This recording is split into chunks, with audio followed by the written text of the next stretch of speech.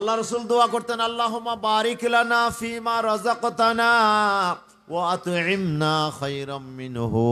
হে আল্লাহ, তুমি আমাদেরকে যে রিজিক দিয়েছো এই রিজিকের মধ্যে তুমি বরকত দাও। আল্লাহু আকবার। এখানে কি দাও? বরকত দাও। খানার মধ্যে বরকত দাও। এই খানা যেন আমার জন্য ক্ষতিকর না হয়, এটা যেন আমার জন্য উপকারী হয়, এটা যেন আমার স্বাস্থ্যের জন্য আপনার লাভজনক হয়, আমার শরীর যেন ভালো থাকে। এই খানার মধ্যে আল্লাহ তুমি বরকত দাও। খানার মধ্যে আল্লাহ তাআলা বরকত নাজিল করেন। রাসূল সাল্লাল্লাহু আলাইহি ওয়াসাল্লাম বলছেন, খানা নেওয়ার সময় প্লেটের মাঝখান থেকে নেবে না, যেহেতু মাঝখানে আল্লাহ বরকত নাজিল করেন, মাঝখানে আল্লাহ বরকত নাজিল করেন। আর এই খানার প্রতিটা অংশের মধ্যে সে বরকত ছড়িয়ে পড়ে। এই জন্য খানা খাওয়ার সময় কিছু খানা যদি নেওয়ার সময় যদি মাটিতে পড়ে যায়, নিচে পড়ে যায়, আল্লাহ রাসূলের সুন্নাহ হচ্ছে সে খানাগুলো তুলে খাওয়া, এগুলো পরিষ্কার করে আল্লাহ রাসূল খেতেন। এটি আল্লাহ রাসূলের পাক সুন্নাহ। কেন? যেহেতু কোন অংশে বরকত আছে তুমি জানো না, আল্লাহ তাআলা কোন খাদ্যের মধ্যে তোমার জন্য বরকত রেখে দিয়েছেন তুমি জানো না। এই খাদ্য যেটা পড়ে গেছে, যদি সেখানে বরকত থাকে তাহলে তুমি সেটা না নিলে তুমি বরকত মিস করবে, তুমি খাদ্যের মধ্যে বরকত পাবে না। সেজন্য খানা যদি পড়ে যায় সেগুলো তুলে খাওয়া আল্লাহ রাসূলের সুন্নত।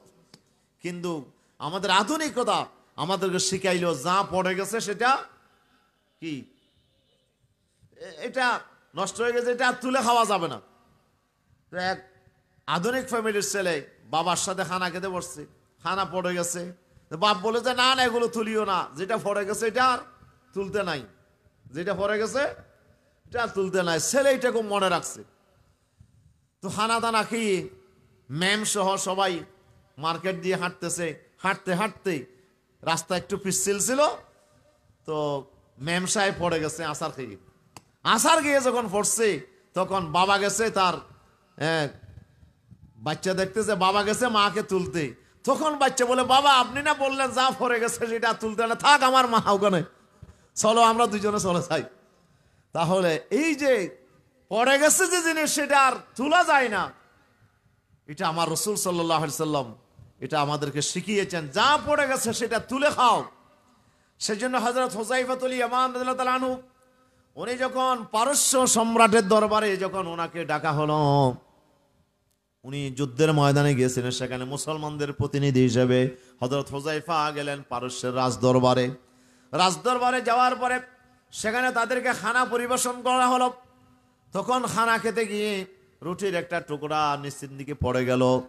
তখন হযরত হুযায়ফা রাদিয়াল্লাহু তাআলা আনহু নিচের থেকে টুকরাটা তুলে খাওয়া শুরু করলেন। পাশে যিনি মুসলমান ভাই ছিলেন উনি বললেন, হুযায়ফা তুমি কোথায় আসছো জানো?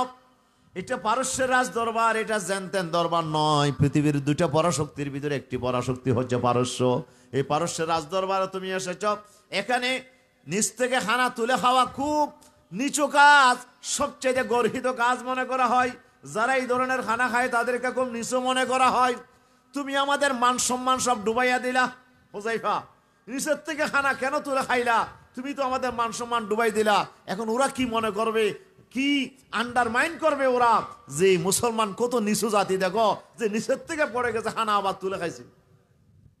হুযায়ফা বলে, আনাতরুকু সুন্নাতা হাবিবি লিহাউলাইল হুমাকা, এ আমার ভাই, নিচ থেকে খানা তুলে খাওয়া এটা আমার রাসূল পাকের সুন্নত। আর এই সব বেকুবদেরকে খুশি করার জন্য, এই সব নির্বুধদেরকে খুশি করার জন্য আমরা কি রাসূলের সুন্নত ছেড়ে দেব? না, রাসূলের সুন্নত ছেড়ে দেব না। রাসূল পাকের সুন্নাত আমরা মেনে চলবো। ওরা খুশি হোক আর বেজার হোক কিচ্ছু যায় আসে না। রাসূল আমাদেরকে যা শিখাইছে এটার চাইতে শ্রেষ্ঠ আর কোনো নীতি হইতে পারে না, ঠিক কিনা? মুসলমানরা আল্লাহ রসুলের দেখে যাওয়া, শিখে দেওয়া, সে শিখানো সুন্নতকে মুসলমানরা গুরুত্ব দিয়েছিল, যার কারণে আল্লাহ তাদেরকে ইজ্জত আর সম্মানের মালিক বানাইছিল। গোটা পৃথিবীব্যাপী তাদের কদমের নিচে আল্লাহ তাআলা এনে দিয়েছিলেন।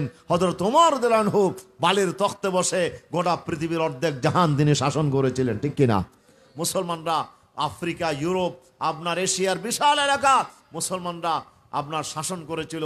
আপনার বিশাল পৃথিবীর 3 ভাগের 2 ভাগের কাছাকাছি এলাকা মুসলমানরা শাসন করেছিল, শুধুমাত্র আল্লাহর নবীর সুন্নতের উপর আমল করতে গিয়ে। আর এখন আমরা রাসূল পাকের সুন্নত কি করে দিয়েছি? ছেড়ে দিয়েছি। এই জন্য আজকে আমরা মার খাই সারা দুনিয়াতে। আজকে আমাদের ইজ্জত নাই, যেহেতু আমরা রসুল পাকের সুন্নতের ইজ্জত করি না, এই জন্য আমাদেরকেও আল্লাহ তাআলা ইজ্জত দেয় না, ঠিক কিনা বলেন না? এই জন্য আমাদেরকে ফিরে আসতে হবে রসুল পাকের সুন্নার দিকে। যাক, সেদিকে আমি যাচ্ছি না। আপনাদের কাছে যে বিষয়টা বললাম, এই রাতটা হচ্ছে বড় বরকতের রাত। কিসের রাত বলেন তো? এটা বরকতের রাত, এই জন্য এটার নাম দেওয়া হয়েছে লাইলাতুল মুবারাকা। এরপর আরেকটা নাম দেওয়া হয়েছে এটা লাইলাতুল বরাত। এটি হচ্ছে লাইলাতুল বরাত, বরাতের রাত আমরা বলি। আমরা বরাত বলে মনে করি, বাংলাতে যে বরাত বলি, বরাত মানে অংশ, ভাগ করা। আমরা মনে করি যে আজকের রাতে ভাগ বাটোয়ারা হবে। এই ব্যাপারে উম্মতের আলেমদের ভিতরে ইখতিলাফ আছে। এই ব্যাপারে সবাই একমত নয়। সবাই বলে, আপনার জমহুরে ওলামার মত হচ্ছে ভাগ বাটোয়ারা যেটি বন্টন হবে সেটা কদরের রাতে, চূড়ান্ত ফাইসালা হবে কদরের রাতে। কেউ কেউ বলেছেন এই রাতে একটা প্রস্তাবনা হতে পারে, কিন্তু কদরের রাতেই হবে চূড়ান্ত ফাইসালা। জোরে বলি আল্লাহু আকবার। এই জন্য এই রাতটাকে লাইলাতুল বরাত বলা হয়েছে। এই রাতটা বরাত নয়, বরাত।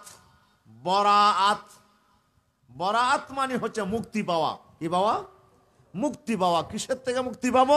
আজকে রাতে আমরা মুক্তি পাবো আমাদের অগণিত অসংখ্য যে গোনা আমরা করেছি, সেই গোনা থেকে আমরা মুক্তি পাবো ইনশাআল্লাহ। গোনা থেকে আমরা কি পাবো? মুক্তি পাবো। আল্লাহ তাআলা মুক্তি দান করবেন গোনা থেকে, গোনা মাফ করে দেবেন।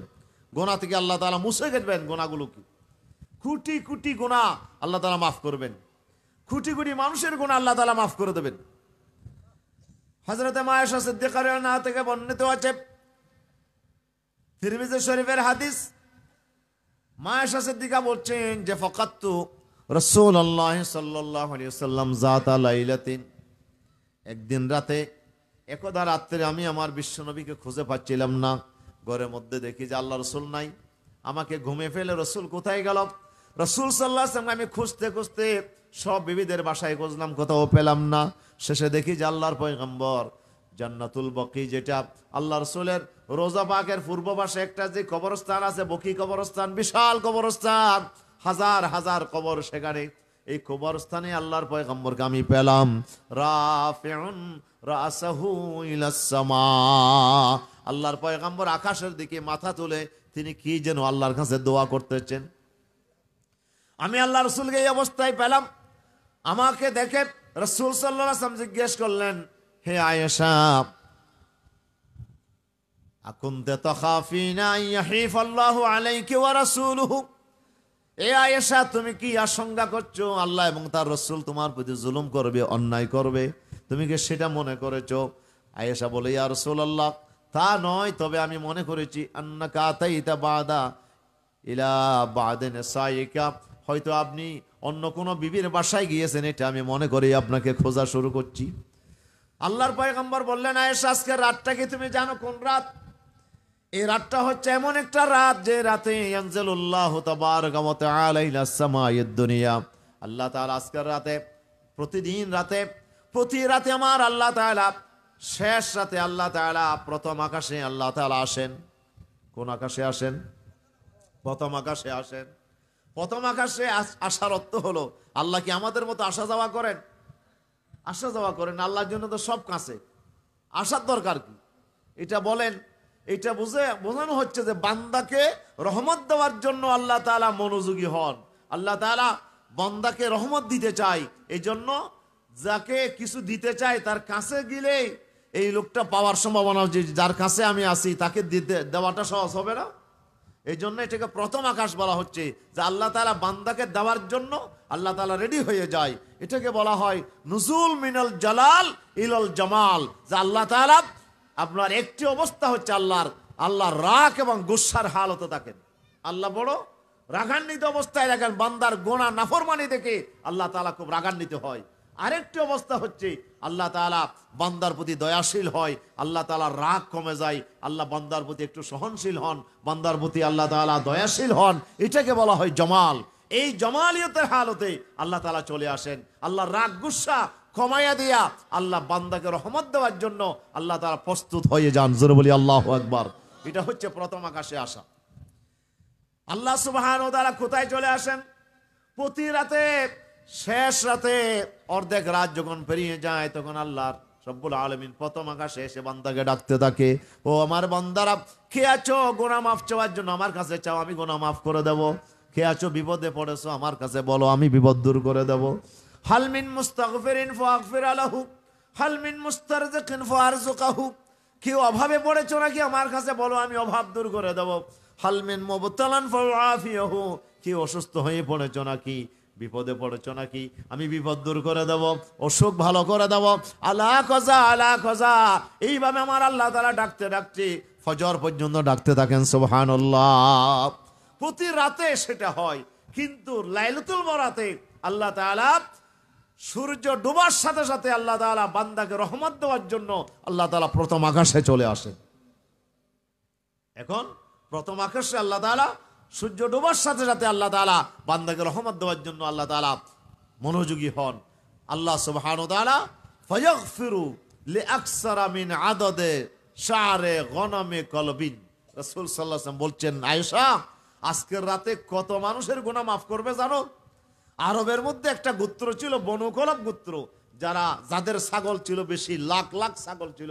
যে গোত্রের ওই যে বকরির পাল, ওই যে আপনার বেড়া ছাগল, কত বকরি তাদের, ওই বকরির পালের মধ্যে যত বকরি আছে, এই পালের এই বকরির গায়ে যত লোম আছে, যত কেশ আছে, এই কুটি কুটি একটা ছাগলের মধ্যে লক্ষ লক্ষ কেশ আছে। আল্লাহ রাসূল বলছে, বনু কলব গোত্রের ছাগলের গায়ে যে পশম আছে, লোম আছে, কেশ আছে, তার কেশের চাইতেও বেশি পরিমাণ মানুষের গুনাহ আল্লাহ তাআলা আজকে রাতে মাফ করে দেবেন। এই জন্য আজকের রাতটাকে উলামায়ে কেরাম এটাকে লাইলাতুল বরাত বলেছেন। বরাত মানে বরাতুম মিনাজ যুনুব, বরাতুম মিনাজ যুনুব।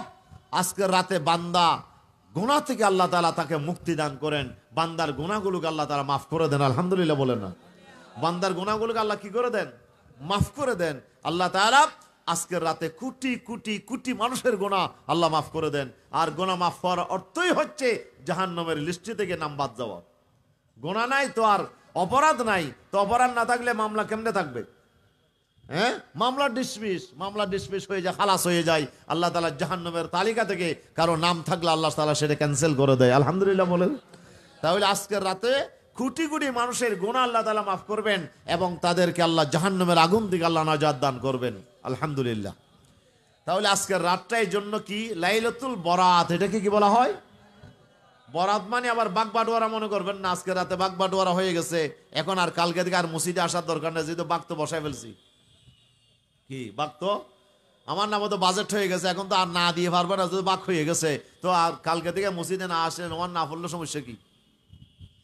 আমাদের অনেকেই মনে করেন যে আজকের রাতে বাগবাটোয়ারা হয়, এটা অনেক ওলামায়ে কেরাম এই হাদিসটাকে মওযু হাদিস, জাল হাদিস বলেছে, বানোয়াট হাদিস।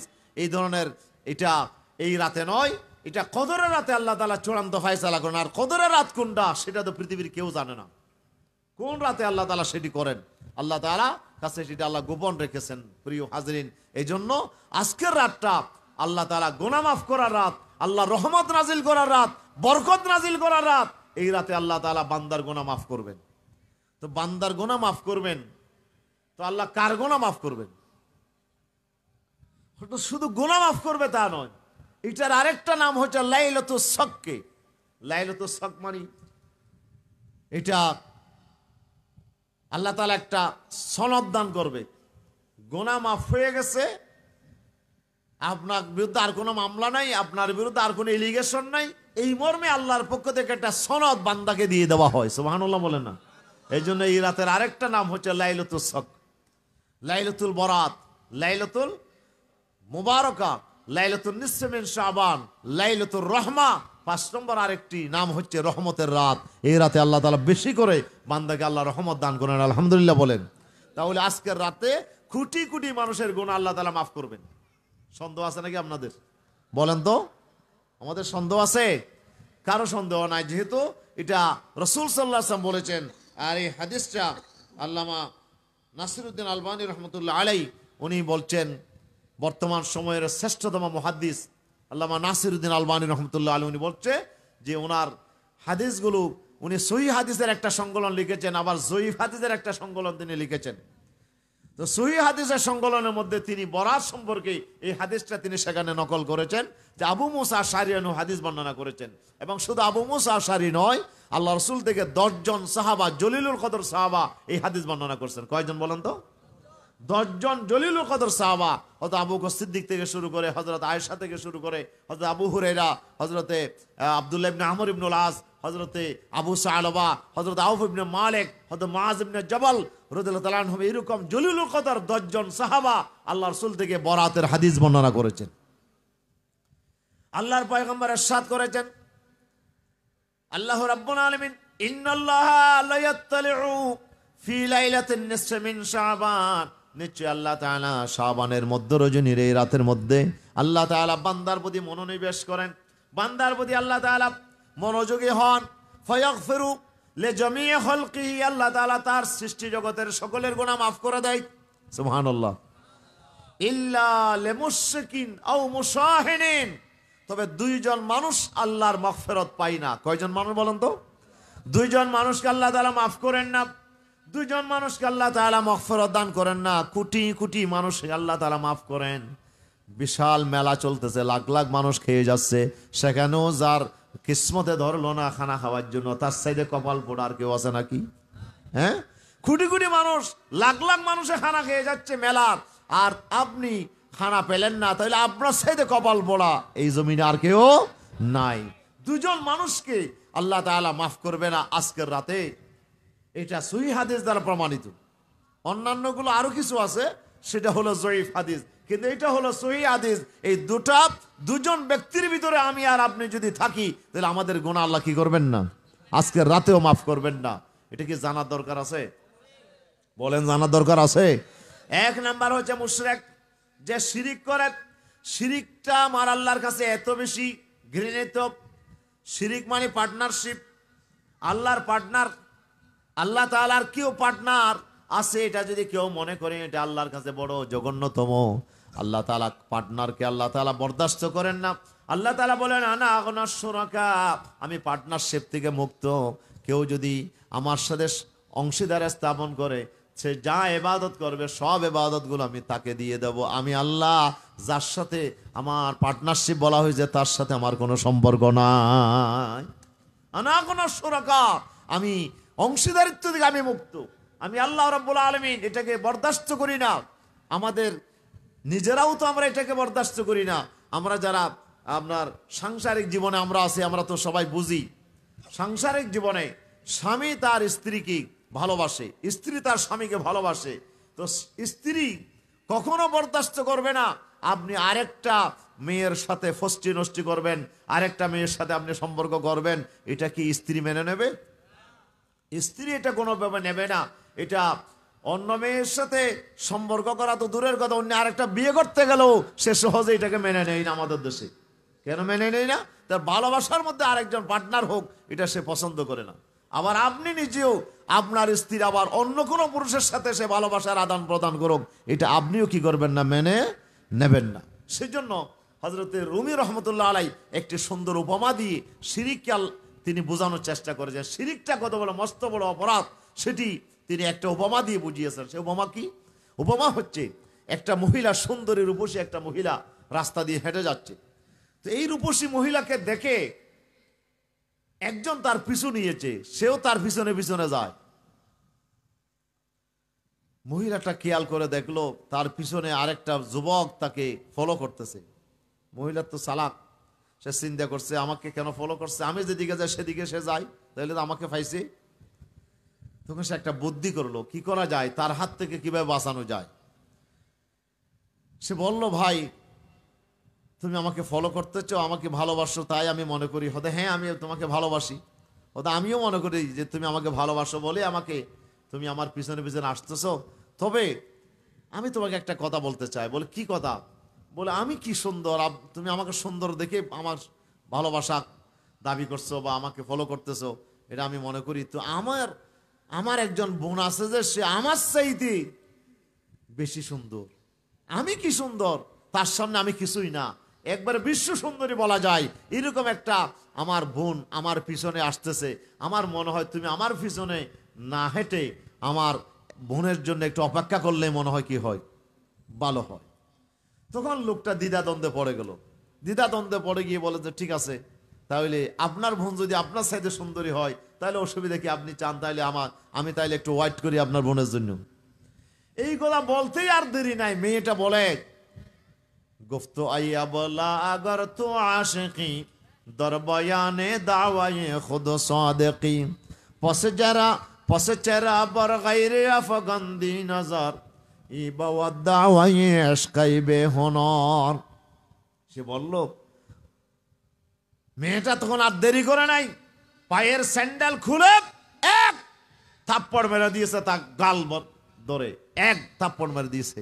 কম বক্ত বেয়াদব, তুমি এখন বললা আমাকে ভালোবাসো, যখনই আমি বললাম যে আমার সাইডে একটা সুন্দরী আমার বোন আসতেছে, সাথে সাথে আমার থেকে আপনার চেহারা ফিরাইয়া চোখ ফিরাইয়া তুমি সেই দিকে ফিরেছ, তাহলে বোঝা গেল তুমি আসলে আমার ভালোবাসার দাবি এটা তো মেকি, এটা তো কৃত্রিম, এটা তো বানোয়াট। তুমি যে আসলে আমাকে ভালোবাসো এটা আসলে বাস্তব কথা নয়। রুমি রহমতুল্লাহ বলছে, দেখো একটা সামান্য একটা মহিলা তার ভালোবাসার দাবির মধ্যে একজন আরেকটা মেয়েকে পার্টনার হিসাবে নিয়েছে, এটা সে যখন পছন্দ করছে না, একটা সামান্যতম একটা আপনার মেয়ে, তো আমার আল্লাহ তাআলা কেমনে বরদাস্ত করবে যে আল্লাহ আপনাকে সৃষ্টি করলেন, যে আল্লাহ আপনাকে কোটি কোটি নিয়ামত দিলেন, যে আল্লাহ আপনাকে রিজিক দিলেন, হায়াত দিলেন, আপনাকে সুস্থ দিলেন, আপনাকে ক্ষমতা দিলেন, সন্তান সন্ততি দিলেন, এত নিয়ামত দিও এরপরও যদি আপনি আল্লাহর সাথে অন্যকে সমান স্থাপন করেন, পার্টনার স্থাপন করেন, তো আল্লাহ কেমনে বরদাস্ত করবে? আল্লাহ তাআলা কখনো বরদাস্ত করবে না। এই জন্য পার্টনারশিপকে, অংশীদারিত্বকে, শিরিককে আল্লাহ তাআলা পছন্দ করে না, এবং শিরিকের গুনাহ আল্লাহ তাআলা কখনো মাফ করবেন না, ঠিক কিনা? এই জন্য আল্লাহ তাআলা বলে দিয়েছেন, ইন্নাল্লাহা লা ইয়াগফিরু আন ইউশরাকা বিহি আন বিহি ওয়া ইয়াগফিরু মা দুনা যালিকা লিমান ইয়াশা। আল্লাহ রাব্বুল আলামিন শিরকের গুনাহ মাফ করবেন না, এটা আল্লাহ সিদ্ধান্ত নিয়েছেন। তবে অন্যান্য গুনাহগুলো আল্লাহ তাআলা চাইলে মাফ করতে পারে। অন্য যত গুনাহ আছে চাইলে আল্লাহ কি করতে পারে? তওবা ছাড়াও মাফ করতে পারে। তওবা করে নাই বান্দা, এরপর আল্লাহ চাইলে মাফ করতে পারে, কিন্তু শিরকের গুনাহ খালাস তওবা ছাড়া আল্লাহ তাআলা মাফ করবেন না। খালাস তওবা করলেই একমাত্র আল্লাহ তাআলা মাফ করবেন, এছাড়া আল্লাহ তাআলা মাফ করবেন না। জোরে বলি আল্লাহু আকবার। এই শিরক আমাদের সমাজে এত বেশি আজকে ঢুকে পড়েছে, শিরকের সাথে আমার আল্লাহর কোনো সম্পর্ক নাই। সেই জন্য আল্লাহর পয়গম্বর বলছেন, ক্বালান নবী, হুজুরে বলেন সাল্লাল্লাহু আলাইহি ওয়াসাল্লাম, মান লাকিয়াল্লাহা ওয়া হুয়া ইউশরিকু বিহি শাইয়্যা দাখালান নার ওয়া মান লাকিয়াল্লাহা ওয়া হুয়া লা ইউশরিকু বিহি শাইয়্যা দাখালাল জান্নাহ আও কামা ক্বালা আলাইহিস সালাতু ওয়াস সালাম। রাসূল সাল্লাল্লাহু আলাইহি ওয়াসাল্লাম বলছেন, সিনাতানে মুজিবাতান, দুইটা জিনিস ওয়াজিব হয়ে গেছে। সাহাবী বলল, মাল মুজিবাতান, হুজুর কোন দুইটা জিনিস ওয়াজিব করে? হুজুর বলেন, একজন ব্যক্তি আল্লাহর সাথে এমন অবস্থায় মিলিত হলো, তার আমলনামার ভিতরে সে শিরিক করে নাই, শিরিক করে নাই, এই অবস্থায় যদি মিলিত হয়, দখলাল জান্নাহ, লোকটা জান্নাতে প্রবেশ করবে, এতে কোনো সন্দেহ নাই। সুবহানাল্লাহ বলেন। আরেকজন ব্যক্তি লাকিয়াল্লাহু ওয়া ইউশরিকু বিহি শাইয়্যা, এমন অবস্থায় মিলিত হলো, তার আমলনামার ভিতর কি আছে? শিরক আছে। আল্লাহ রাসূল বলছে দখলান নার, এতে কোনো সন্দেহ নাই লোকটা জাহান্নামে যাবে, লোকটা অবশ্যই জাহান্নামী হবে, যেহেতু শিরিক এটা আল্লাহ বরদাস্ত করেন না। শিরিক দেখার সাথে সাথে আল্লাহ তাআলা এমন ভাবে তার আমলগুলোকে আল্লাহ তাআলা বাতাসের সাথে উড়াইয়া দেবেন, এই আমলকে আল্লাহ তাআলা গ্রহণ করবেন না। প্রিয় উপস্থিতি, এজন্য আল্লাহ তাআলা বলছেন, ওয়ালাকাদ উহিয়া ইলাইকা ওয়া ইলাল্লাযীনা মিন ক্বাবলিক।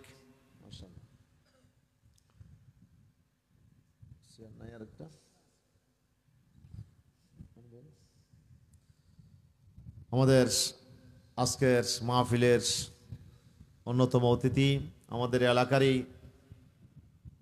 জনাব প্রিয় ভাই, বিশিষ্ট সমাজসেবক জনাব প্রিয় ভাই মোহাম্মদ সৈয়দ ভাই আমাদের মাঝে উপস্থিত হয়েছেন। আল্লাহ তাআলা ভাইকে নেক হায়াত দান করুন, আমরা সকলে বলি আমিন।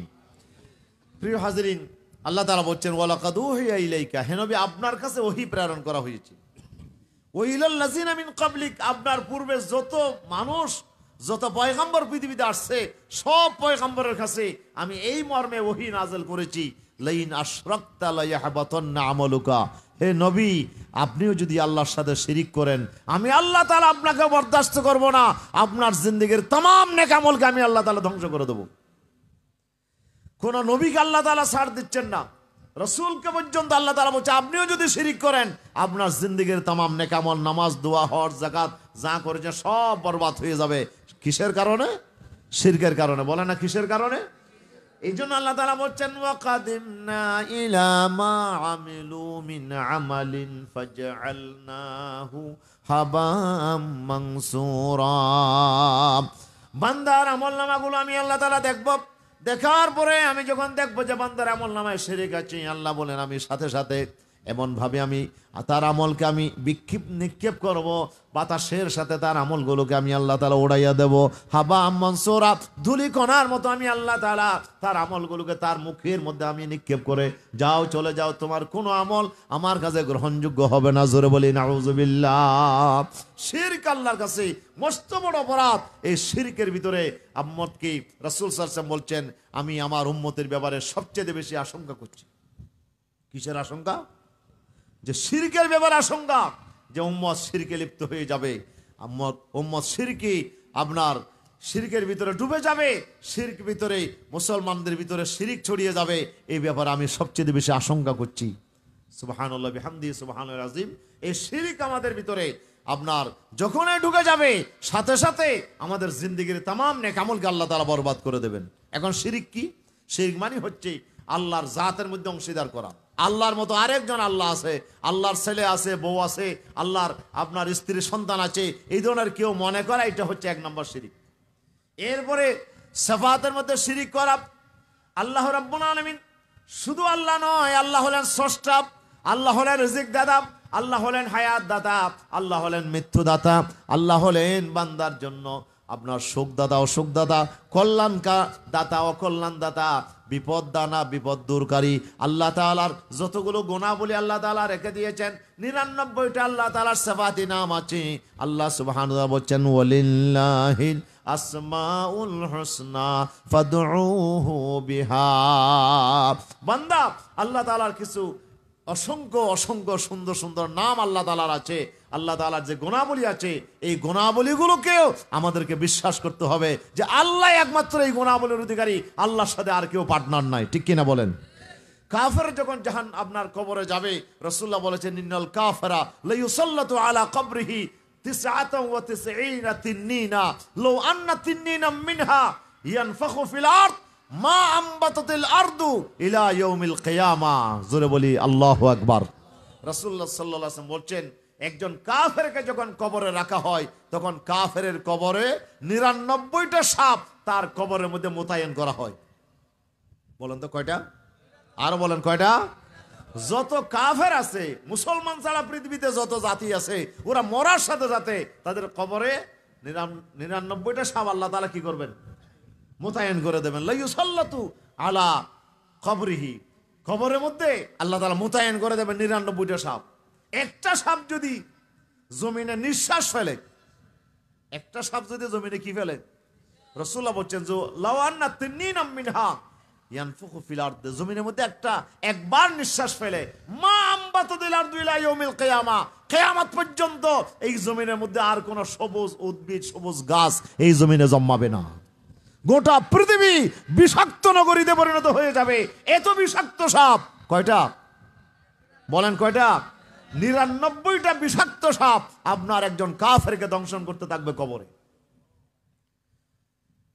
তখন এখন মুহাদ্দিসিনে কেরাম এই হাদিসের ব্যাখ্যায় চুল সারা বিশ্লেষণ করছে আল্লাহ রাসূল 99টা সাপের কথা কেন বললেন, 100টা কেন বললেন না, 1000টা কেন বললেন না, 99টা সাপের কথা কেন বললেন?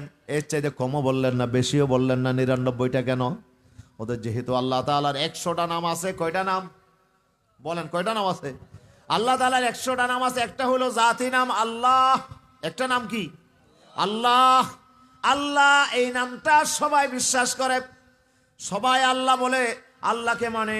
যদিও আল্লাহ পরিবর্তে অন্য শব্দ তারা ইউজ করে, কেউ ঈশ্বর বলে, কেউ গড বলে, কিন্তু সবাইকে আল্লাহকে মানে। হিন্দু বলেন, বৌদ্ধ বলেন, খ্রিস্টান বলেন, পৃথিবীর যত জাতি আছে সবাই কিন্তু আল্লাহকে মানে, আল্লাহকে বিশ্বাস করে। কিন্তু আল্লাহ রাব্বুল আলামিনকে বিশ্বাস করলেও আল্লাহর সাথে অন্যান্য গুণাবলীগুলোকে তারা সহজে মেনে নিতে পারে না। আল্লাহর সিফাতি নামগুলোকে তারা আল্লাহর রাব্বুল আলামিনের জন্য তারা এককভাবে মেনে নিতে পারে না। তারা আল্লাহর সাথে অনেক অনেক দেবতাগুলোকে তারা পার্টনার করে, ঠিক কিনা বলেন না? তারা সরস্বতী পূজা করে, করে না? দুর্গা পূজা করে, করে কিনা বলেন না? করে কিনা? দুর্গা কেন পূজা করে? দুর্গাকে কেন পূজে তারা? ও তো দুর্গা হলো শক্তির দেবতা, মানে শত্রু বিনাশ করে, দুশ্মনকে বিনাশ করার জন্য দুর্গা দেবতার দরকার। এই জন্য দুর্গার শরীরের মধ্যে তারা হাত বানাইছে কয়টা? 10টা। এদিকে 5টা, এদিকে 5টা, 10টা হাত লাগাইছে, যে দুর্গার বেশি ক্ষমতা, দুর্গাকে পূজা করলে শত্রু বিনাশ হয়ে যাবে। তাইলে শত্রু বিনাশ করার ক্ষমতা আল্লাহর নাই, এই ক্ষমতা কার? ক্ষমতা। এই জন্য তো দুর্গাকে পূজা করে তারা, যেহেতু দুর্গার ক্ষমতা বেশি, শত্রু বিনাশ করার ক্ষমতা আল্লাহর নাই। হ্যাঁ, এটা দুর্গার ক্ষমতা। সরস্বতীকে কেন পূজা করে? ও তো সরস্বতী হলো বিদ্যার দেবতা, মানে যত বিদ্যা বুদ্ধি আপনার মানুষ লাভ করে সব সরস্বতী দেয়। আল্লাহ তাহলে বিদ্যা বুদ্ধি দিতে পারে না, এখন সব কে দেয়? নমাতে সরস্বতী দেয়। এই জন্য সরস্বতীকে তারা পূজা করে। গণেশ পূজা করে তারা। গণেশকে কেন পূজা করে? গণেশ হলো যৌন দেবতা। যৌন ক্ষমতা যত আছে, বিয়ে শাদী করছেন, এখন যৌন ক্ষমতা আপনার দরকার, এই ক্ষমতা কে দেবে? তারা বলে গণেশকে পূজা করলে এই যৌন ক্ষমতা লাভ করবে, এই জন্য গণেশকে তারা পূজা করে। নাউজুবিল্লাহ বলেন না? তারপরে লক্ষ্মী পূজা করে। লক্ষ্মী পূজা কি? ভাগ্য, ভাগ্য আপনার যে আছে, হ্যাঁ, এই যে ভাগ্যের ভালো মন্দ এগুলো সব নাকি লক্ষ্মীয়ে দেয়। এই জন্য আমাদের অনেকেই বলে যে ঘর থেকে লক্ষ্মী, হ্যাঁ, মা লক্ষ্মী চলে গেছে। ভাগ্য লক্ষ্মী, ভাগ্য লক্ষ্মী কেমনে চলে? লক্ষ্মী হলো হিন্দুদের বিশ্বাস, এটা মুসলমানের বিশ্বাস হইতে পারে না, ঠিক কিনা বলেন না? ওরা ভাগ্যকে, লক্ষ্মীকে তারা ভাগ্যের দেবতা মনে করে। তাহলে আল্লাহ তারা ভাগ্য নিয়ন্ত্রণ করতে পারে না, ভাগ্যের উন্নতি অবনতি আল্লাহ করতে পারেন না, এই ক্ষমতাটা লক্ষ্মীকে দিয়ে গেছে। এইভাবে করে তারা এক একটা আপনার দেবতাকে এক একটা দায়িত্ব তারা দিয়েছে। আল্লাহ রাব্বুল আলামিনকে তারা আছে, আল্লাহ আছে ঠিক আছে, কিন্তু আল্লাহ একজনের পক্ষে এত বিশাল জমিন পরিচালনা করা সম্ভব নয়। এই জন্য তারা আল্লাহর দায়িত্বটা বিভিন্ন জনকে ভাগ করে দিয়েছে। এই জন্য আল্লাহর 99টা নাম, এটাকে তারা বিশ্বাস করে না। যদিও আল্লাহকে তারা বিশ্বাস করে, কিন্তু আল্লাহর 99টা গুণবাচক নামকে তারা বিশ্বাস করে না, ঠিক কিনা? এই জন্য রাসূলুল্লাহ বলেছেন, ইন্না লিল্লাহি 99 ইসমা মান আহসাহা দখলাল জান্নাহ। রাসূলুল্লাহ বলছে আল্লাহ তাআলার 99টা নাম আছে, এই নামগুলো যে যথাযথভাবে অর্থ বুঝে এই নামগুলোকে যে ধারণ করবে, নিজের ভিতরে বিশ্বাস করে নেবে, আমি রাসূল বলছি সোজা জান্নাতে চলে যাবে। তার ঠিকানা কি? জান্নাত। তাহলে আল্লাহকে শুধু মানলেই হবে না, আল্লাহকে বিশ্বাস করলেই হবে না, আল্লাহর সাথে 99টা সিফাতি নামকেও একমাত্র আল্লাহ ছাড়া আর কেউ এই কাজ করতে পারে না, এই বিশ্বাস আমাদের করা লাগবে, ঠিক কিনা বলেন? তাহলে সৃষ্টি করার কাজ কে করেন? আর কেউ করতে পারেন? হায়াত আর কেউ দিতে পারেন? মৃত্যু আর কেউ দিতে পারেন? আমাকে কেউ বাঁচাইতে পারেন? আমাকে কেউ মারতে পারেন? এ সব ক্ষমতা কার? এ সব ক্ষমতা আল্লাহর। রিজিক দেন কে? আমার কল্যাণ দেন কে? আমার অকল্যাণ দেন কে? আমার লাভ করবেন কে? আমার ক্ষতি করার যদি কেউ থাকে, কে করবেন? ক্ষতিও আল্লাহ করবেন, লাভও আল্লাহ করবেন। পৃথিবীর কেউ আমাকে লাভ ক্ষতি করতে পারবে না, ঠিক কিনা বলেন না? ওমর রাদিয়াল্লাহু তাআলা আনহু যখন আল্লাহর ঘর তওয়াফ করতে গিয়ে হাজর আসওয়াদের সামনে গেলেন, যাওয়ার সাথে সাথে উনি বলছে, এই হাজর আসওয়াদ, আমি জানি তুমি একটা কালো পাথর ছাড়া আর কিছু নও, লা তাদুর ওয়ালা তানফা, তোমার লাভ ক্ষতি করার কোনো ক্ষমতা নাই। তোমাকে আমি সুমা দিলেও যেই, না দিলেও সেই। সুমা দিলে তুমি আমার কোনো লাভ করতে পারবে না, আর সুমা না দিলে তুমি আমার কোনো লস করতে পারবে না, ক্ষতি করতে পারবে না। আমি বিশ্বাস করি আমার জীবনের সমস্ত লাভ ক্ষতির একচ্ছত্র মালিককে আল্লাহ সুবহানাহু ওয়া তাআলা। তুমি আমার লাভ ক্ষতি করতে পারবে না, তবে আমি তোমাকে সুমা দিচ্ছি যে একটা কারণ আছে। লাউলা আন্নী রাআইতু রাসূলুল্লাহ সাল্লাল্লাহু আলাইহি ওয়াসাল্লাম ইউকাব্বিলুকা ওয়াল্লাহি মা কাব্বালতুকা। এই কালো পাথর, আমি বিশ্বনবীকে দেখেছি তোমাকে সুমা দিতে, যদি আল্লাহ রাসূল তোমাকে সুমা না দিত, আল্লাহর কসম আমি ওমর তোমাকে সুমা দিতাম না। এটা হচ্ছে মুসলমানের বিশ্বাস। আমার জীবনে আমার লাভ ক্ষতি, আমার কল্যাণ অকল্যাণ কেউ করতে পারে না। আমার সব কিছুর মালিক কে? আমার রিজিকের মালিক কে? আমার হায়াতের মালিক কে? আমার অসুখ হয়েছে, অসুখ ভালো করার মালিক কে? অসুখ দেওয়ার মালিক কে? আপনাকে ক্ষমতায় বসাবেন কে? ক্ষমতা থেকে সরাবেন কে? এই জন্য পূজা করতে হবে কাকে? ধর্ণা দিতে হবে কার কাছে? আল্লাহর কাছে ধর্ণা দিতে হবে। আল্লাহ ছাড়া আর কারো কাছে ধর্ণা দেওয়া যাবে না, ঠিক কিনা? কিন্তু আমরা তো মাঝে মাঝে মনে করি যে না, আমার ক্ষমতার চেয়ারে আমার শুধু আল্লাহ নয়, আরো ক্ষমতাবান আছে। এখন আমরা তো সেটাই মনে করছি, ঠিক কিনা? একদল মনে করছিল যে ভারতকে খুশি করতে পারলেই আমার ক্ষমতা নিশ্চিত। ওরা ভারতকে খুশি করার জন্য যা তা তারা করলো। বাংলাদেশে আলেম ওলামাদের উপর টর্চার চালালো, নিষ্পেষণ চালালো, আলেম ওলামাদের নির্বিচারে তারা জেলে ঢুকালো, মামলা দিল, হয়রানি করলো, আলেমদেরকে ফাঁসি দিল।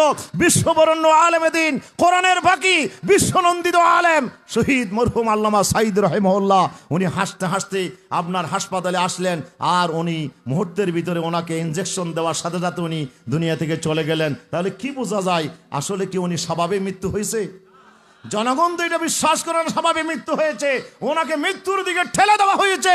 এই কাজ কেন করা হয়েছে? ওই দাদা বাবুদেরকে খুশি করার জন্য, ঠিক কিনা? তারা মনে করছে দাদা বাবু রাজি থাকলে ক্ষমতার চেয়ার আর যাবে না। আসলে কি দাদা বাবুদের হাতে ক্ষমতা? ক্ষমতার মালিক কে? আমরা যারা মুসলমান আমরা বিশ্বাস করি ক্ষমতার একচ্ছত্র মালিক আমার আল্লাহ। আমার আল্লাহ ছাড়া কেউ ক্ষমতা নিতেও পারে না, দিতেও পারে না, ঠিক কিনা? আবার কেউ যদি মনে করে যে সামনে যদি আমরা ক্ষমতায় যেতে চাই তাহলে তো দাদা বাবুদেরকে লাগবে, দাদা বাবুদেরকে খুশি না করলে এখন আমরা তো ক্ষমতায় যেতে পারবো না, এই কথা যদি কেউ বিশ্বাস করে তাহলে তারাও শিরকের ভিতর আছে। কথা ঠিক কিনা বলেন? তারাও শিরকের ভিতর আছে। এটাই শিরিক।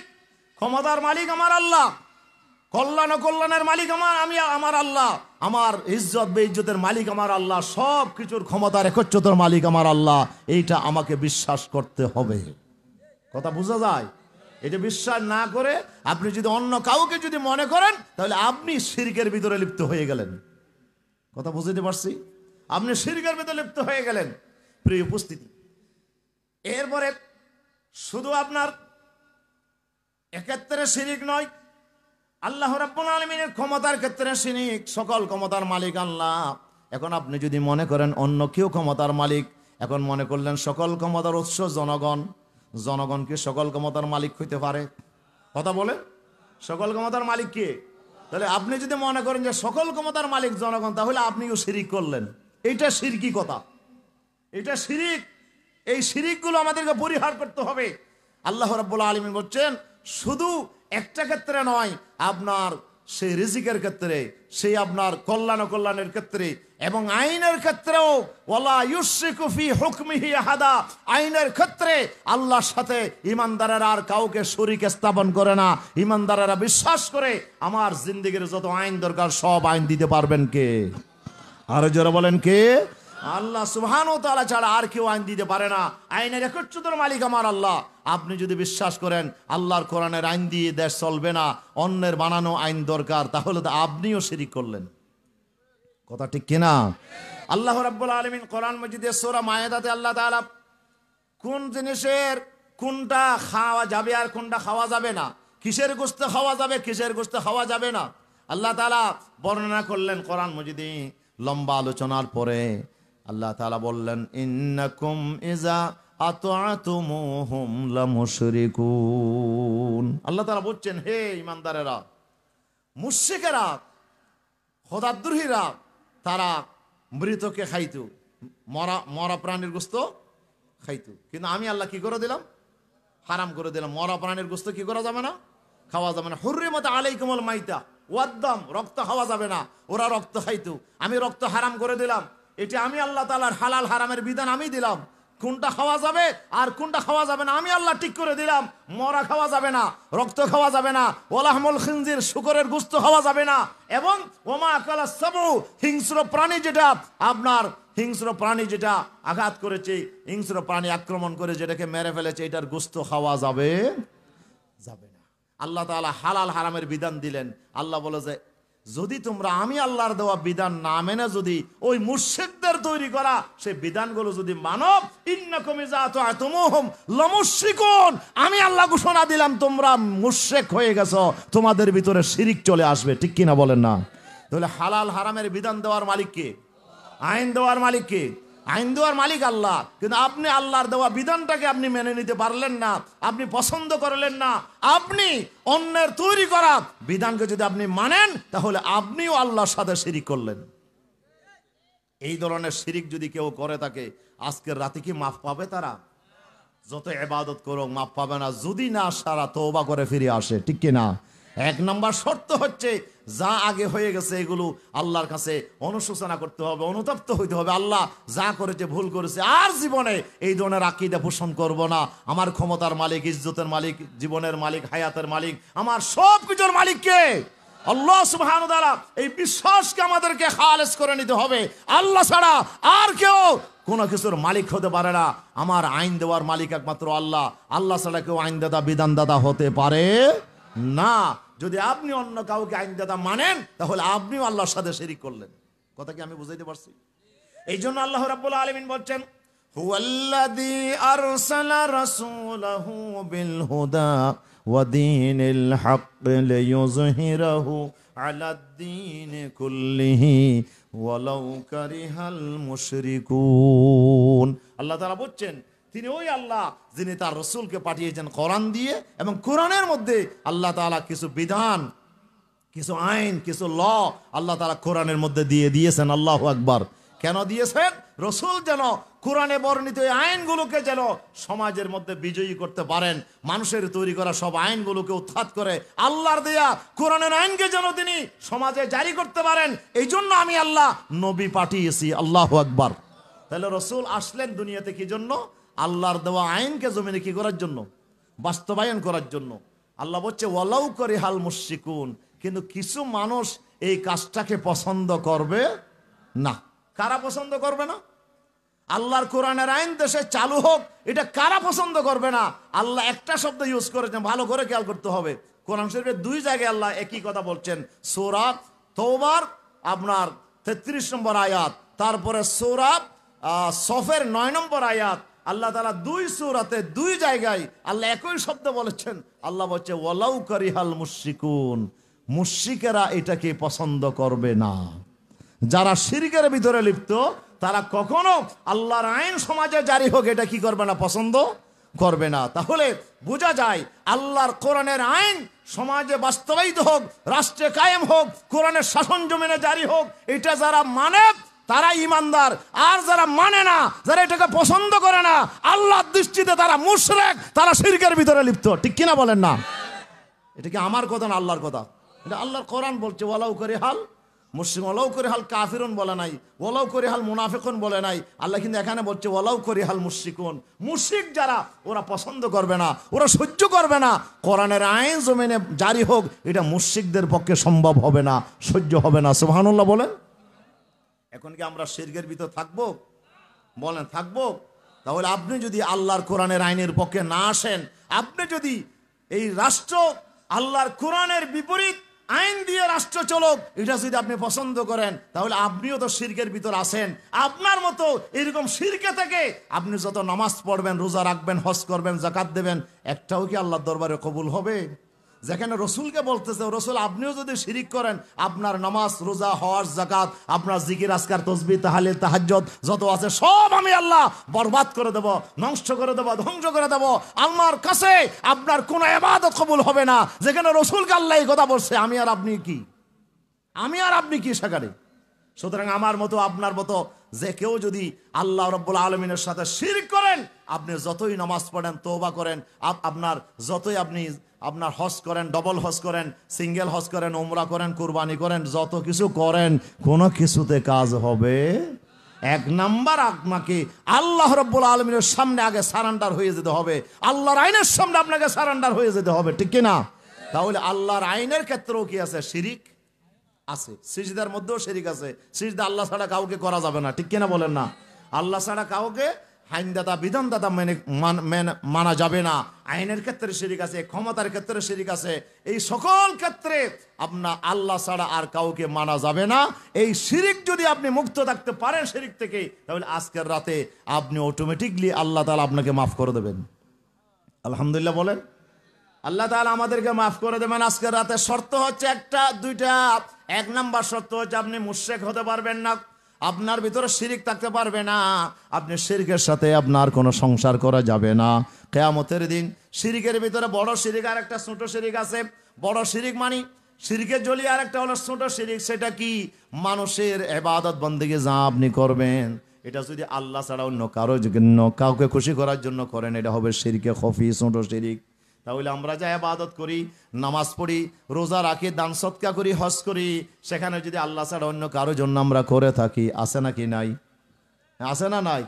আমাদের বেশি করে যারা নেককার পরহেজগার তাদের ভিতরে এই রোগটা বেশি। আমরা আল্লাহকে খুশি করার চাইতে মানুষকে খুশি করার জন্য আমরা নামাজ পড়ি, মানুষকে খুশি করার জন্য দান করি। কি বলেন? আছে না এরকম? কিয়ামতের দিন 3 জন ব্যক্তিকে আনা হবে। কয়জন ব্যক্তি? এটা মশহুর হাদিস। 3 জন ব্যক্তিকে আনা হবে। 1 নম্বর আনা হবে শহীদকে। আল্লাহ জিজ্ঞেস করবেন, তোমাকে এই নিয়ামত দিলাম, তুমি কি ইবাদত করেছো, আমল করেছো? সে বলবে, আল্লাহ আমি কি আমল করেছি, মানে আমার গোটা সম্পদ, জান মাল যা আছে সব তোমার দিনের জন্য কোরবান করে দিয়েছি। যুদ্ধ করতে করতে আমাকে কাফেররা মেরে ফেলেছে, আমি শহীদ হয়ে গেছি। আল্লাহ বলে, কাযিবতা, এই কম বক্তা, মিথ্যা বলেছো, তুমি আমার জন্য শহীদ হও নাই, তুমি মিথ্যা বলেছো। ইন্নাকা কাতালতা লিয়ুকালা ইন্নাকা জরিয়ুন। লোকেরা তোমাকে বীর সাহসী মুক্তিযোদ্ধা বলার জন্য, সাহসী বীর পুরুষ বলার জন্য যুদ্ধ করেছো। লোকেরা বলছে পাইয়ে গেছো দুনিয়াতে, যা আমার কাছে কোনো পুরস্কার নাই। এই ফেরেশতা, যাও একে নিয়ে যাও, সোজা জাহান্নামে ফেলে দাও। নাউজুবিল্লাহ বলেন। 1 নম্বর কি? শহীদ। 2 নম্বর আনা হবে আমার মতো একজন হুজুরকে, একজন বড় আলেমকে আনা হবে। কারি সাহেব, আলেম সাহেব, বক্তা সাহেব, তাকে আনা হবে। তুমি কি করছো? বলে, আল্লাহ সারা জীবনে এলমের খেদমত করছি, মানুষকে তালিম দিয়েছে, শিক্ষা দিয়েছে, ওয়াজ নসিহত করছি, কোরআন শরীফ পড়ছি। আল্লাহ তোমার দিনের জন্য আমি কত দাওয়াতি কাজ করছি। আল্লাহ বলে, মিথ্যা বলেছো, কাযিবতা, এই বান্দা মিথ্যা বলেছো। তুমি তো ওয়াজ করেছো, তুমি তো নসিহত করেছো, কেরাত পড়েছো, মানুষেরা তোমাকে ভালো কারি বলো, ভালো আলেম বলো, ভালো বক্তা বলো, এই দুনিয়ার সুনামের জন্য করেছো। লোকেরা তোমার খুব সুনাম করেছে, যা পাওয়ার পেয়ে গেছো, আমার কাছে কোনো পুরস্কার নাই। এই ফেরেশতা, একেও নিয়ে যাও সোজা জাহান্নামে। নাউজুবিল্লাহ বলেন। 3 নম্বর আনা হবে একজন দানবীরকে। দানবীর, তুমি কি করছো? বলে, আল্লাহ এমন কোনো জায়গা নেই, মসজিদ, মাদ্রাসা, রোড ঘাট, হাসপাতাল, আপনার রোগী, কত জায়গা আমি আমার সম্পদ বিলিয়েছি, শুধু দান করেছি। আমি আল্লাহ সব তোমার জন্য খরচ করেছি। আল্লাহ বলে, কাযিবতা, মিথ্যা বলছো বান্দা, তুমি যা করেছো সব লোকেরা তোমাকে দানবীর বলার জন্য, বুটে নির্বাচিত হওয়ার জন্য জনগণকে দান করেছো। না হলে তো বুটে জানানোর ইচ্ছা না থাকলে জনসভার কোনো কাজ নাই, ঠিক কি না? তুমি যা করেছো সব তো দুনিয়াতে পাওয়ার জন্য, আর দুনিয়াতে পেয়ে গেছো, আমার কাছে কোনো পুরস্কার নাই। ফেরেশতা, এখনো ধরে নিয়ে যাও জাহান্নামে। তাহলে আল্লাহর কাছে আপনি যত আমল নিয়ে যাবেন, আপনার ভিতরে যদি শিরক থাকে, আপনি যদি আল্লাহ ছাড়া অন্য কারোর জন্য কাজ করে থাকেন, এগুলো কি কোনো কাজে আসবে নাকি? কথা বলেন। কোনো কাজে আসবে না। এই জন্য আমার আল্লাহ তাআলা বলছেন, ফামান কানা ইয়ারজু লিকা রাব্বিহি فليعمل عملا صالحا ولا يشرك بعبادة ربه আহাদা। আল্লাহ তাআলা বলছেন, তুমি যদি আল্লাহর সন্তুষ্টি চাও, আল্লাহর সাথে ভালো সাক্ষাতের যদি কেউ আশা করে, সে যেন ভালো আমল করে, নেক আমল করে, আর ইবাদত করতে গিয়ে যেন আমি আল্লাহর সাথে সে শিরিক না করে। শিরিক যদি করে তাহলে তার কোনো আমল আমার কাছে কবুল হবে না। সুবহানাল্লাহ বলেন। প্রিয় হাজিরিন, তাহলে আমরা আল্লাহর দরবারে যদি আমরা ক্ষমা পেতে চাই, আমরা যদি আল্লাহর নৈকট্য হাসিল করতে চাই, 1 নম্বর শর্ত হচ্ছে আমাকে শিরিক থেকে বেঁচে থাকতে হবে। কি থেকে বেঁচে থাকতে হবে? বড় শিরিক, ছোট শিরিক, মানুষকে দেখানোর জন্য কোনো আমল করা যাবে না। আপনি যত অনেক আমল করেন, সবগুলো একমাত্র কার জন্য করতে হবে? আল্লাহর জন্য করতে হবে। আল্লাহ ছাড়া অন্য কারোর জন্য করা যাবে না, ঠিক কিনা? এই জন্য হযরত আলী কারামাল্লাহু ওয়াজহু, উনি এক যুদ্ধে এক কাফেরকে মাটির সাথে মিশাইয়া দিয়া তার সিনার উপর বসে গেছে, তরবারি নিয়ে তাকে এখন মারবে, এক্ষুনি মেরে ফেলবে। এই অবস্থায় কাফের লোকটা থুথু নিক্ষেপ করেছে হযরত আলীর চেহারায়। কোথায় থুতু দিয়েছে? আলীর চেহারায় থুতু দিয়েছে। থুতু দেওয়ার সাথে সাথে হযরত আলী আর তাকে মারলেন না, তার সিনা থেকে উঠে গেলেন, তাকে ছেড়ে দিলেন। সুবহানাল্লাহ। কাফের লোকটা তো অবাক হয়ে গেল, আলী রে, কি ব্যাপার, তুমি আমাকে এত কাছে পেয়ে, এত সুযোগে পেয়ে তুমি আমাকে না মেরে ছেড়ে দিলে কেন? আমি তো বুঝলাম না। আলী বলতেছে, তোমার সাথে আমার কোনো দ্বন্দ্ব নাই, আমি তোমাকে হত্যা করতে চেয়েছিলাম আল্লাহকে খুশি করার জন্য। সুবহানাল্লাহ বলেন। আল্লাহ সন্তুষ্টির জন্য তুমি যেহেতু কোরআনের বিরোধিতায় যুদ্ধে আসছো, তোমাকে হত্যা করে আমি আল্লাহ সন্তুষ্টির জন্য তোমাকে হত্যা করতে চেয়েছিলাম। কিন্তু তুমি যখন আমাকে চেহারায় থুতু নিক্ষেপ করেছো, এখন আমার ভিতরে একটা রাগ চলে আসছে, গুসা চলে আসছে, একটা রাগ আসছে। এখন এই রাগের অবস্থায় যদি আমি তোমাকে হত্যা করি, তাহলে তো আমার এই কাজটা আল্লাহর জন্য হলো না, আমার রাগের জন্য হলো, আমার সেই রাগের বহিঃপ্রকাশে এটা তোমাকে হত্যা হলো, তাহলে তো আমি আল্লাহর জন্য করলাম না, আর আল্লাহর জন্য না করলেও আল্লাহর কাছে কোনো পুরস্কার পাবো না, সেই জন্য আমি তোমাকে হত্যা করি নাই। সুবহানাল্লাহ বলেন। লোকটা বলে যে মুসলমানরা যদি এইটুকুই চিন্তা করে যুদ্ধের ময়দানে, তো তাদের সাথে আমরা কেমনে যুদ্ধ করবো, পারবো না, আমাকে একটু তাড়াতাড়ি পড়াইয়া দাও লা ইলাহা ইল্লাল্লাহু মুহাম্মাদুর রাসূলুল্লাহ সাল্লাল্লাহু আলাইহি ওয়াসাল্লাম। প্রিয় হাজিরিন, তাহলে আল্লাহ রাব্বুল আলামিন বড় শিরিক আর ছোট শিরিক, আজকে আমাদের সমাজে পুরা সমাজকে এখন শিরিক দ্বারা আজকে আমরা ডুবে গেছি। আমরা ছোট শিরিক অথবা বড় শিরিকের ভিতরে আমরা সবাই আচ্ছন্ন। এই শিরিক থেকে এক নম্বরে আমাদেরকে তওবা করে ফিরে আসতে হবে, আমাদেরকে তওবা করে ফিরে আসতে হবে। যদি আমরা করতে না পারি, তাহলে আমাদের আজকের রাতেও আমরা আল্লাহর কাছ থেকে ক্ষমা পাবো না। ক্ষমার জন্য এক নম্বর সত্য হলো শিরিক মুক্ত ইবাদত আপনাকে করতে হবে। দুই নম্বরে ও মুশাহিদিন, এবং তোমরা এই আল্লাহর সাথে শিরিক তো করা যাবে না। দুই নম্বর সত্য হচ্ছে অন্য কোনো মুসলমানের সাথে কোনো হিংসা বিদ্বেষ রাখা যাবে না। যদি কোনো মুসলমান ভাইয়ের সাথে হিংসা বিদ্বেষ রাখো, তাহলে তোমার ইবাদত, তোমার আমল কি হবে না, কবুল হবে না। বিশ্বনবী বলেছেন তিনজনের ইবাদত, তিনজনের নামাজ আল্লাহর কাছে তার মাথার উপরে এক বিগত উড়ে না। লা তারতাফিউ সালাতুহুম ফাওকা রুউসিহিম শিবরা। রাসূলুল্লাহ বলেছে এক বিগত পরিমাণ আর উঠে না, আসমানে যাওয়া তো দূরের কথা, মাথার উপরে এক বিগত উঠবে না। কয়জনের নামাজ? তিনজন। একজন ওই ব্যক্তি রাজুলুন আম্মা কওমান ওয়া হুম লাহু কারিহুন, যে ইমাম মুক্তদি তাকে চায় না, কিন্তু তারপরও সে ইমামতি করে। আছে না নাই? জনগণ তাকে চায় না, কিন্তু এরপরও সে জনগণের নেতৃত্ব চেয়ার দখল করে রাখে। এরকম নেতা আছে না নাই? কথা বলেন, আছে না নাই? এটা মসজিদের ইমাম হোক, এটা সমাজের ইমাম হোক, যাদেরকে জনগণ চায় না, তারপরও জোর করে ক্ষমতার চেয়ার যারা আপনার আগলে রাখে, এদের নামাজ আল্লাহর দরবারে কি হবে না, কবুল হবে না। ওয়ামরাআতুন বাতাত ওয়া যাওজুহা আলাইহা সাখিতুন, ওই মহিলার নামাজ কবুল হবে না যে মহিলার উপর স্বামী অসন্তুষ্ট। স্বামী রাত শেষ হয়ে গেছে, স্বামীকে কোনো রাজি করতে পারে নাই, স্বামী অসন্তুষ্ট অবস্থায় যেই মহিলার রাত কেটে গেছে, রাসূলুল্লাহ বলছে সেই মহিলার নামাজ আল্লাহর দরবারে মাথার এক বিগত উপরে উঠবে না। তিন নাম্বার ওয়ারাজুলানে মুতাসারিমান, দুই ব্যক্তি, ওই দুই ব্যক্তির গুনাহ আপনার নামাজ আল্লাহর দরবারে কবুল হবে না। যেই দুই ব্যক্তি মুতাসারিমান, একজন অপরজনের বিরুদ্ধে, মুতাখাসিমান, একজন অপরজনের প্রতি বিদ্বেষ ভাব রাখে, হিংসা রাখে, একজন অপরজনকে সহ্য করতে পারে না, একজন আরেকজনকে হিংসা করে। আল্লাহ রাসূল বলেছেন এই দুইজনের নেক আমল, দুইজনের নামাজ আল্লাহর দরবারে মাথার উপরে এক বিগত উঠবে না। নাউজুবিল্লাহ বলবেন না? আপনার ইবাদত, আপনার দোয়া, এগুলো আল্লাহর দরবারে উঠবে না, যাবে না। এই জন্য রাসূলুল্লাহ বলেছেন তুরাদু আমালুল ইবাদ, বান্দার আমলগুলো আল্লাহর দরবারে পেশ হয় প্রত্যেক সপ্তাহে সোমবার এবং বৃহস্পতিবার, ইয়াউমুল খামিস ওয়া ইয়াউমুল